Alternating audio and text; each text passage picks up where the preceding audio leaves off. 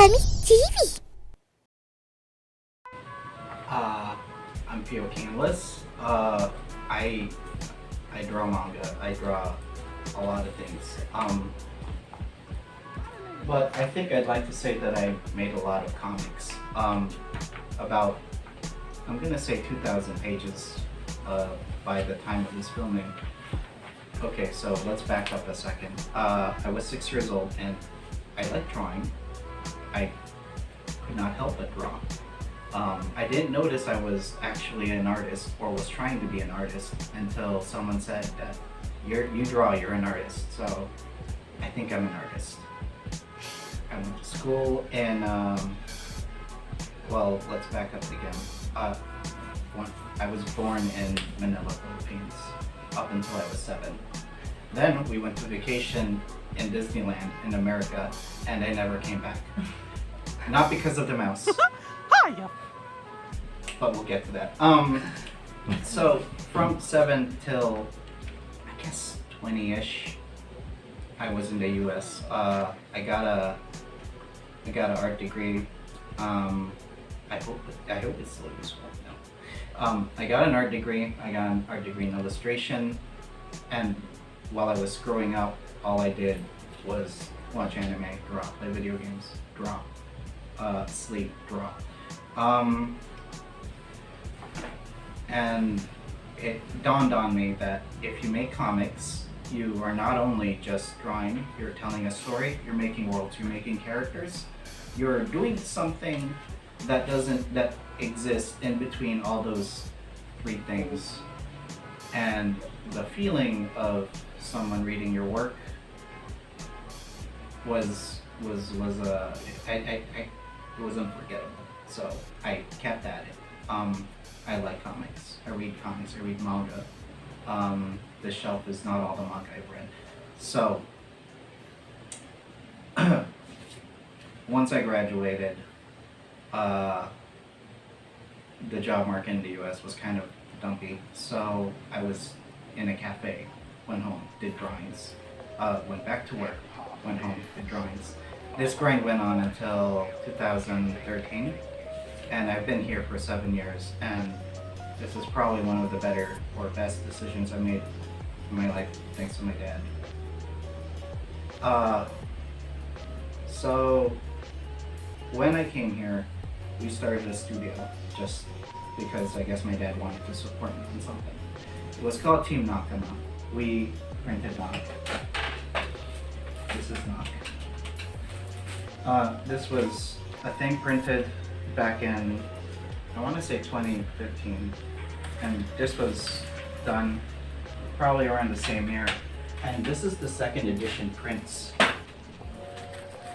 This was done by hand by that printer right there, because we found out that you would save money by printing everything yourself and not paying someone $400. That's the reality.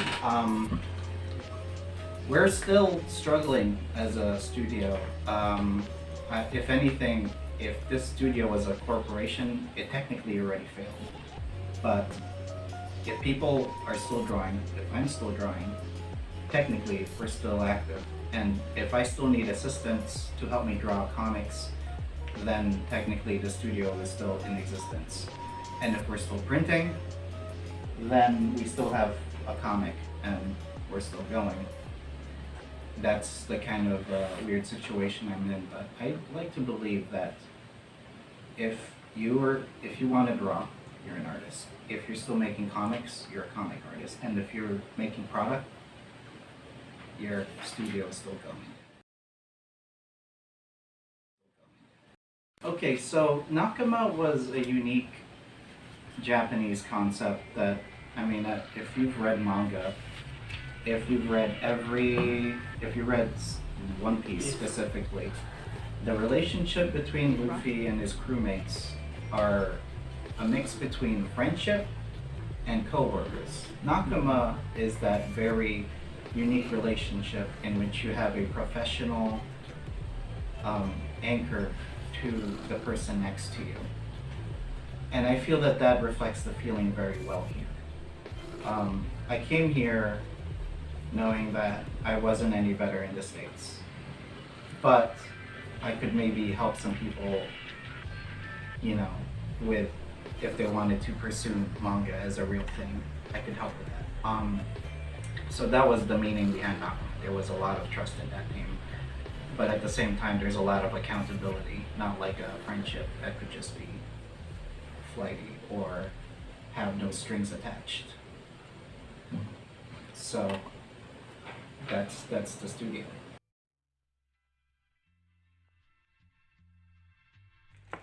Yep, this is not, these are like the prototype pages that we have when we are folding them. They come out in single sheets, meaning that all the comics that we do come out of a printer, and all the stuff that we do are done on printer paper. This is the result. I mean, not the result, but like, then we soft bind them with glue, and then they turned it out really.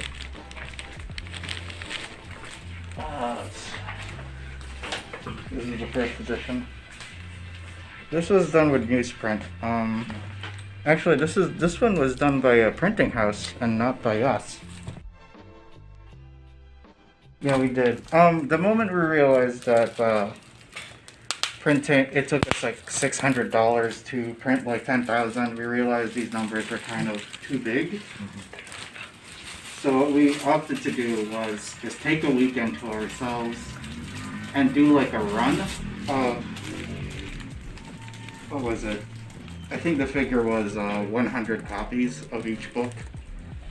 And that saved us something like $400 of work in one weekend. And all we spent it on was materials and a lot of glue and patience. So here it is. Right, okay, another here. So this is what it, yeah, you could, the glue is still fresh on this one. So the paper is better, naturally, and the stuff reads, and you could bend it, and it's like the spine is soft glued. So this puts up pretty well. And yeah, that's not, by the way.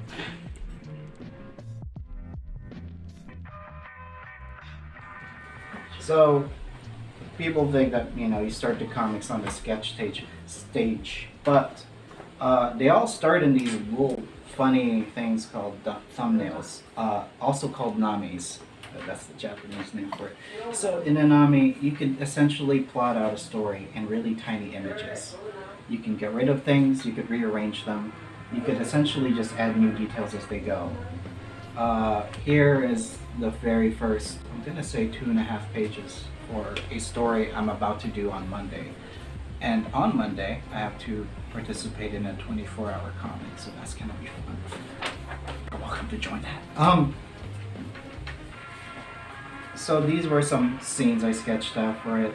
The formal story, it's still all in my head, but for now, this is as good as what Nami is.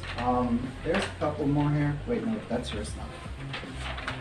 Yeah, this is usually how I outline plots. Everything starts as, you know, innocuous and like small as just scribbles, literal mind scribbles. I've seen people use notepads to put like one sentence of plot and then they rearrange them around, and I find that to be kind of cool. So I usually use this as a blueprint for what I'm gonna do next.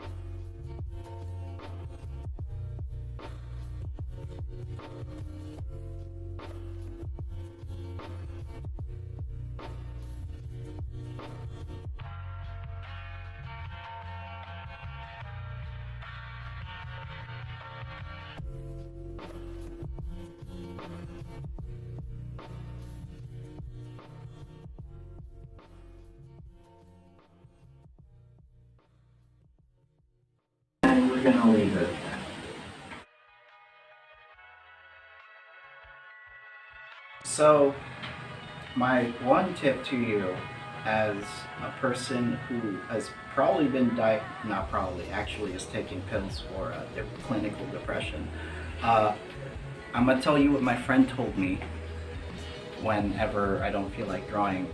Draw one line. Just draw one line. If you don't like it, stop. If you like what you're doing, keep going. Draw another line and another. If you're a novelist, write one line.